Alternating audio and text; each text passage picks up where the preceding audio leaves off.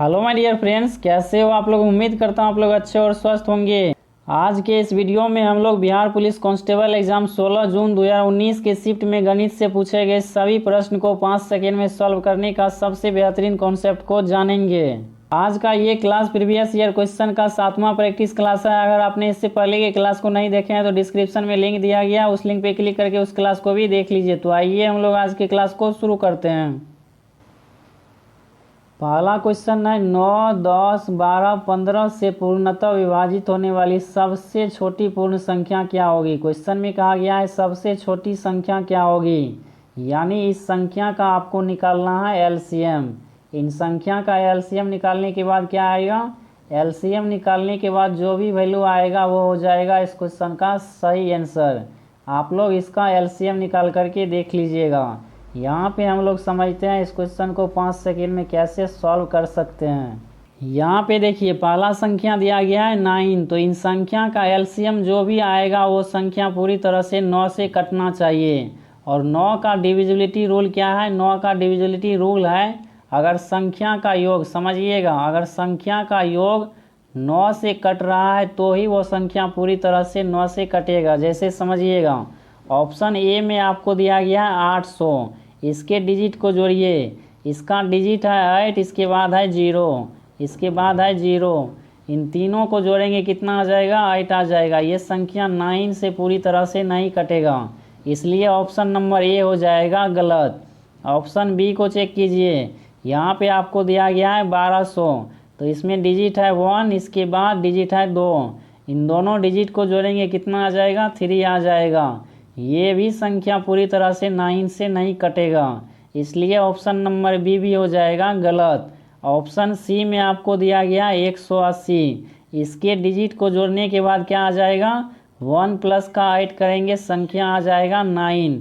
ये संख्या 9 से पूरी तरह से कट जाएगा, इसलिए ऑप्शन नंबर सी हो जाएगा राइट आंसर। समझ में आ गया। इसके बाद ऑप्शन डी को चेक कीजिए।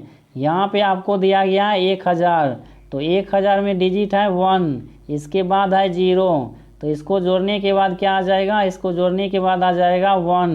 ये भी संख्या 9 से पूरी तरह से नहीं कटेगा, इसलिए ऑप्शन नंबर डी भी हो जाएगा गलत।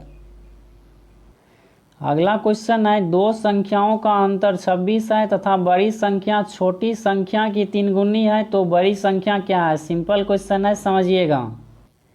यहाँ पे हम बड़ी संख्या को दर्शा रहे हैं बी से, इसके बाद छोटी संख्या को दर्शा रहे हैं एस से। क्वेश्चन में कहा गया है बड़ी संख्या जो है छोटी संख्या की 3 गुनी है। छोटी संख्या अगर एक्स है तो इसका 3 गुना कौन है, इसका 3 गुना है बड़ी संख्या। इसके बाद क्वेश्चन में कहा गया है दो संख्याओं का अंतर है 26। इन दोनों संख्या के बीच में कितने का अंतर है, इन दोनों संख्या के बीच में अंतर है 2x का। इसी 2x की वैल्यू आपको दिया गया है 26, तो x बराबर कितना आ जाएगा, x बराबर वैल्यू निकल के आ जाएगा 13। आगे क्वेश्चन में क्या कहा गया है, क्वेश्चन में कहा गया है तो बड़ी संख्या क्या है, बड़ी संख्या है 3x। इसी 3x की वैल्यू आपको निकालना है, तो x बराबर कितना आया है, x बराबर वैल्यू आया है 13। इसको 13 से मल्टीप्लाई करेंगे कितना आ जाएगा, संख्या आ जाएगा 39। तो बड़ी संख्या क्या आ गया, बड़ी संख्या आ गया 39। ऑप्शन नंबर बी हो जाएगा सही आंसर। समझ में आ गया।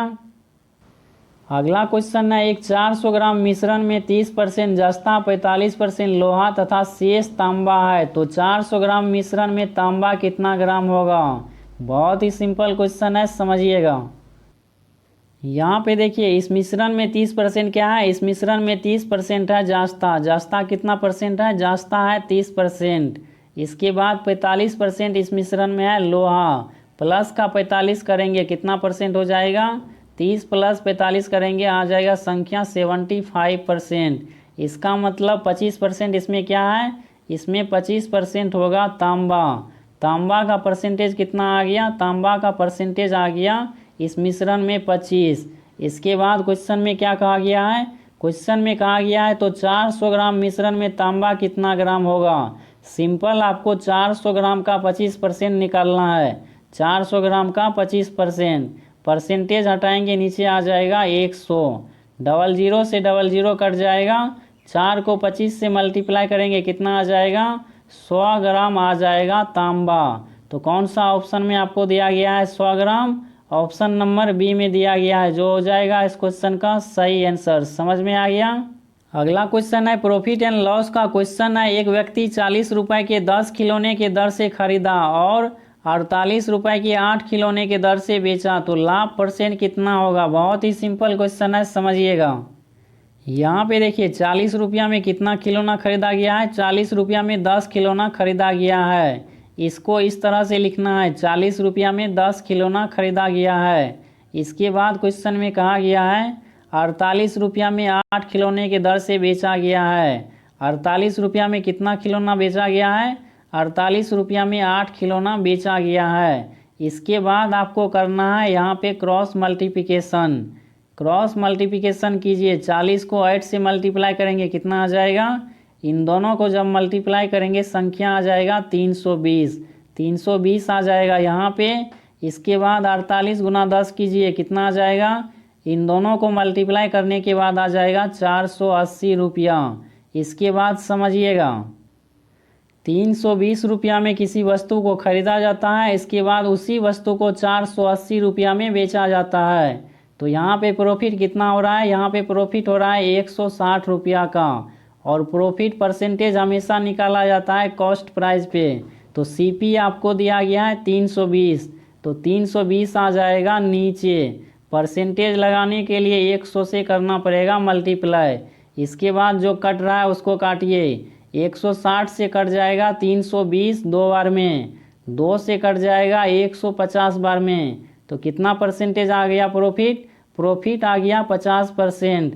तो कौन सा ऑप्शन में आपको दिया गया है 50%, ऑप्शन नंबर ए में दिया गया है, जो हो जाएगा इसका राइट आंसर। समझ में आ गया। अगला क्वेश्चन है एक शहर की जनसंख्या 6250 है और 8% प्रति वर्ष की दर से घट रही है, तो 2 वर्ष में कितने की कमी होगी। बहुत ही बेहतरीन क्वेश्चन है, इसलिए समझिएगा। शहर की जनसंख्या कितना दिया गया है, शहर की जनसंख्या दिया गया है 6250, 6250 दिया गया है शहर की जनसंख्या। क्वेश्चन में कहा गया 8% की दर से जनसंख्या घट रहा है। अगर 1 वर्ष में 8% की दर से घटेगा तो बचेगा कितना, जनसंख्या बचेगा 92%। परसेंटेज हटाएंगे नीचे आ जाएगा 100। इसके बाद दूसरे वर्ष में क्या होगा, दूसरे वर्ष में फिर से जनसंख्या 8% घटेगा, तो जनसंख्या बचेगा 92%। परसेंटेज हटाएंगे नीचे आ जाएगा 100। इसको सॉल्व करने के बाद कितना आ जाएगा, यहाँ पे हम डायरेक्ट आपको बता रहे हैं, आप लोग इसको सॉल्व करके देख लीजिएगा। इसको सॉल्व करने के बाद जनसंख्या आ जाएगा 5290, 5290 आ जाएगा जनसंख्या।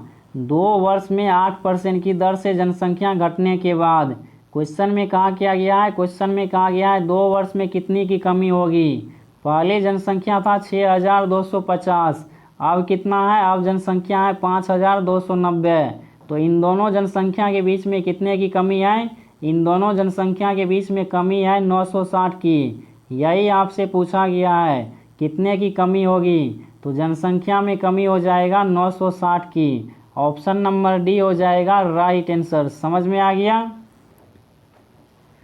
अगला क्वेश्चन है निम्नलिखित पाई चार्ट का अध्ययन करें और उसके आधार पे प्रश्नों का उत्तर दें। पहला क्वेश्चन है गणित में प्राप्त अंक कितना % है। यहाँ पे देखिए गणित का कितना एंगल है, गणित का एंगल है 90 डिग्री, तो 90 डिग्री आ जाएगा गणित के लिए।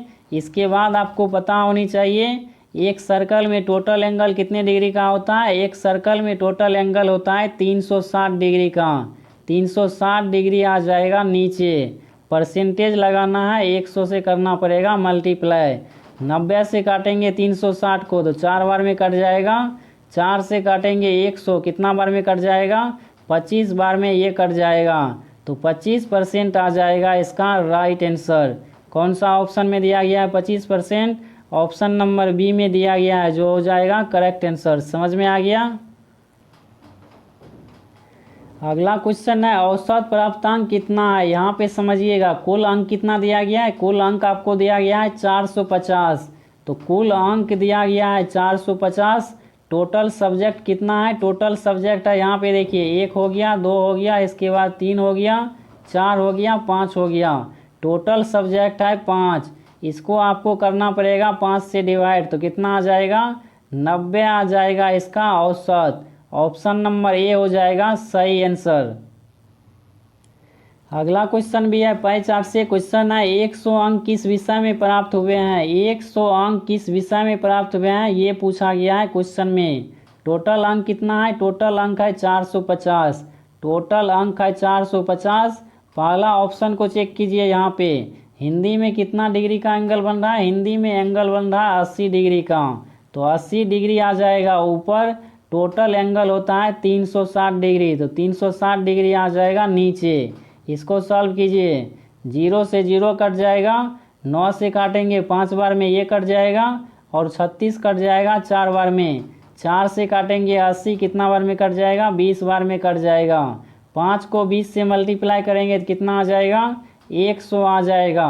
क्वेश्चन में क्या पूछा गया है, क्वेश्चन में पूछा गया 100 अंक किस भाषा में प्राप्त हुए हैं, तो हिंदी भाषा में 100 अंक प्राप्त हुआ है, और यही हो जाएगा इस क्वेश्चन का राइट आंसर।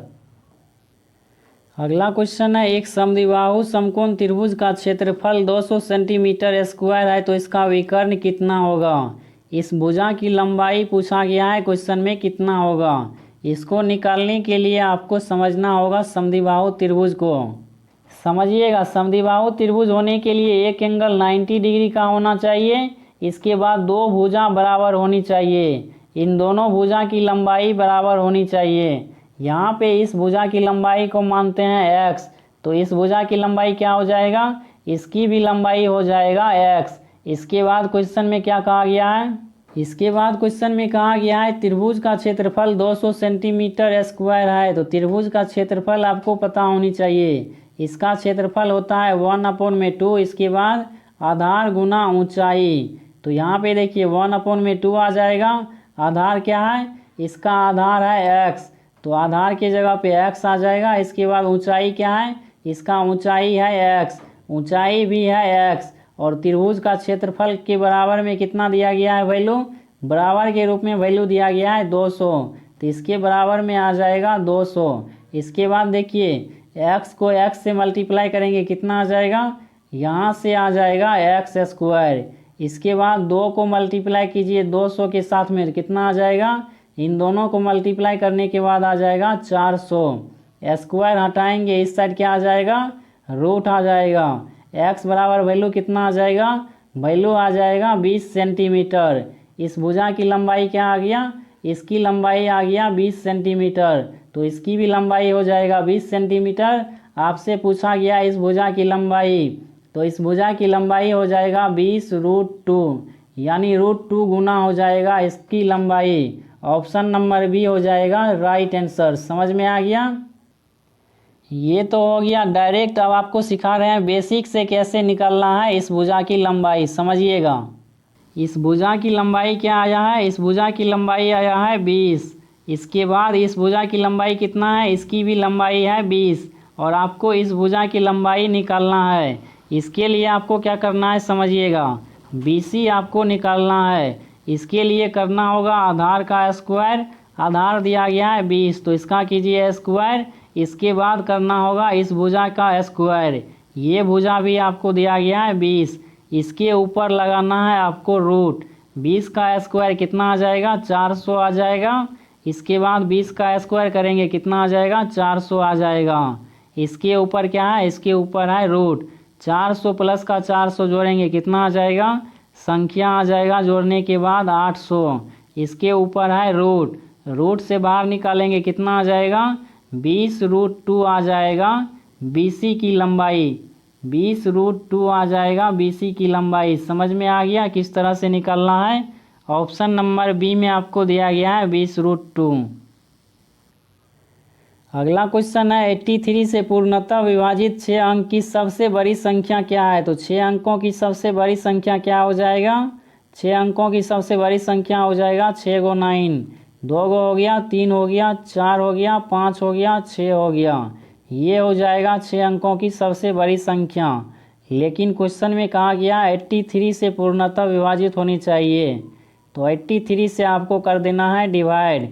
डिवाइड करने के बाद जो भी शेषफल बचेगा, यहाँ पे समझिएगा, जो भी शेषफल बचेगा उस शेष को आपको कर देना है इस संख्या में से माइनस। शेषफल यहाँ पे बचेगा 83 से डिवाइड करने के बाद 15, तो इस संख्या में से आपको 15 माइनस कर देना है।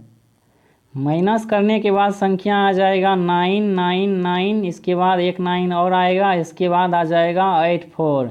ये जो संख्या आया है ये संख्या पूरी तरह से 83 से कट जाएगा। ऐसा ऑप्शन आपको ऑप्शन नंबर सी में दिया गया है, इसलिए ऑप्शन नंबर सी हो जाएगा सही आंसर। अगला क्वेश्चन है प्रोबेबिलिटी का क्वेश्चन है, ताश की एक गड्डी से एक पत्ता निकाला जाता है तो उस पत्ते की इक्का न होने की प्रायिकता क्या है। इस क्वेश्चन का राइट आंसर हमें कमेंट बॉक्स में बताइएगा, ठीक है। इस शिफ्ट में गणित से इतना ही क्वेश्चन पूछा गया था, इसलिए इस क्लास को यहीं पे ख़त्म करते हैं। मिलते हैं हम लोग अगले क्लास में प्रीवियस ईयर क्वेश्चन के साथ। तब तक के लिए चैनल पे नया है तो चैनल को सब्सक्राइब कर लीजिए ताकि आपको इसी तरह आगे का क्लास कंटिन्यू मिलता रहे।